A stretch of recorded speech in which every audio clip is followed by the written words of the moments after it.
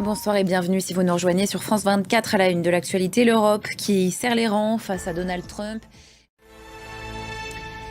L'heure de vérité donc pour les Européens réunis ce dimanche en sommet. Ce samedi soir, Volodymyr Zelensky a rencontré Keir Starmer. Il est présenté comme la plus importante depuis Yalta pour le vieux continent.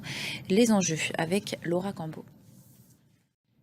Et face au revirement américain sur l'Ukraine, Emmanuel Macron a lui relancé le débat extrêmement sensible autour d'une dissuasion nucléaire européenne. À quoi pourrait-elle ressembler? Explication signée Axel Simon.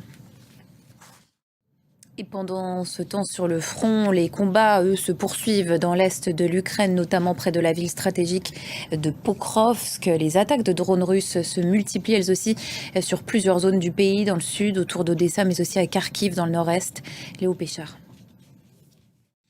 L'actualité de ces dernières heures nous emmène aussi en Israël, qui a donc approuvé la proposition américaine d'étendre la trêve à Gaza pendant le Ramadan et la Pâque juive, qui elle doit être célébrée en avril prochain.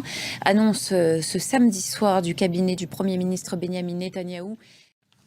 Direction la Réunion, maintenant qui fait face à l'ampleur des dégâts après le passage du cyclone Garance. Il a fait 4 morts dans le département français qui est désormais, je cite, défiguré, selon les mots du préfet. Reportage sur place de nos confrères de France 2.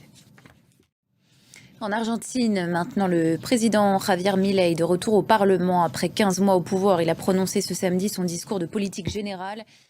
Et c'est la fin de ce journal. Merci pour votre attention. Je vous souhaite une excellente soirée sur France 24. À très vite.